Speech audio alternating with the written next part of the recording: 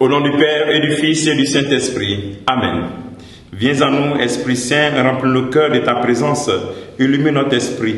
Donne-nous de comprendre ta parole. Donne-nous de partager ta parole. Donne-nous de garder ta parole. Ô Seigneur, envoie ton esprit et tout sera créé et tu renouvelleras la face de la terre. En ce 8 juin, nous partageons l'évangile de Marc chapitre 12, versets 28 à 34. En ce temps-là, un scribe s'avança pour demander à Jésus quel est le premier de tous les commandements. Jésus lui fit cette réponse. Voici le premier. Écoute Israël, le Seigneur notre Dieu est l'unique Seigneur. Tu aimeras le Seigneur ton Dieu de tout ton cœur, de toute ton âme, et de tout ton esprit, et de toute ta force. Et voici le second. Tu aimeras ton prochain comme toi-même. Il n'y a pas de commandement plus grand que cela. Le scribe reprit, fort bien maître, tu as dit vrai, Dieu est l'unique et il n'y a pas d'autre que lui. L'aimer de tout son cœur et de toute son intelligence, de toute sa force et aimer son prochain comme soi-même vaut mieux que toute offrande d'holocauste et de sacrifice. Voyant qu'il avait fait une remarque judicieuse, il lui dit, tu n'es pas loin du royaume de Dieu. Et personne n'osait l'interroger. Acclamons la parole de Dieu, louange à toi, Seigneur Jésus. Ainsi, veut savoir quel est le premier, le plus grand des commandements, car ils en avaient plusieurs. Mais aussi, nous pouvons nous demander qu'est-ce que cela peut nous dire par cette question. Nous aussi, dans notre église et dans notre vie quotidienne, on se pose la question. Qu'est-ce qui est plus important? Recevoir le sacrement, le baptême, recevoir, qu'est-ce qui est plus important? Prier beaucoup. Qu'est-ce qui est plus important dans l'église? Qu'est-ce qui est plus important? Et certains même vont dire, est-ce que c'est l'essai d'aller à l'église pour prier? Parce que Dieu est partout. Mais bien aimé dans le Christ, à travers la réponse du Christ, où il rappelle le schéma Israël, écoute Israël, le Seigneur est ton unique, le Seigneur Dieu est l'unique.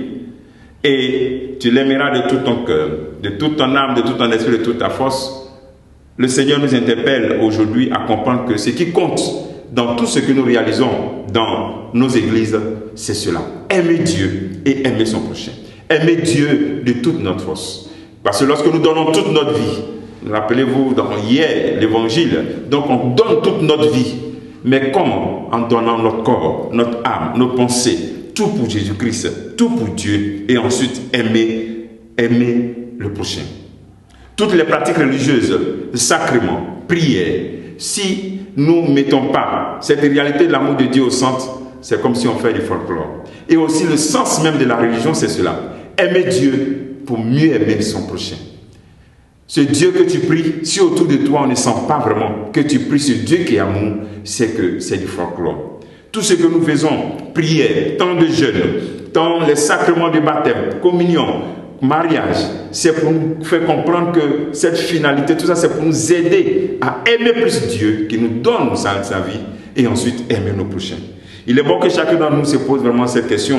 Est-ce que je suis prêt à tout donner à Dieu? Je suis prêt à l'aimer vraiment de tout mon cœur. Si vraiment nous aimons Dieu de tout notre cœur, on ne peut pas dire dans notre vie, laisser Dieu de côté et puis choisir l'homme. Dieu passe avant tout. Qui est rempli dans ton cœur? Est-ce que c'est l'amour de Dieu qui est rempli dans ton cœur? C'est qu'est-ce qui remplit ton cœur? L'amour de l'argent, l'amour d'une personne. Souvent d'autres abandonnent la pratique religieuse à cause d'une personne. Mais le Seigneur nous invite vraiment à entrer dans l'essentiel de la pratique religieuse, aimer Dieu. Et quand on aime Dieu, sur ton collègue, les membres de ta famille, tes amis se rendent compte que tu aimes Dieu parce que tu les aimes. Aujourd'hui, tu peux te poser cette question. Quel type d'amour j'ai pour mon Dieu? Un amour intéressé? Est-ce que le fait d'aimer Dieu te fait vivre un amour pour les autres? Pose-toi cette question. Quel type d'amour j'ai pour Dieu? Un amour intéressé ou un amour désintéressé? Un amour engagé? Je suis prêt à donner ma vie pour toi, Dieu, parce que je t'aime. Que le Seigneur te bénisse, qu'il nous bénisse tous en ce jour. Au nom du Père et du Fils et du Saint-Esprit. Amen.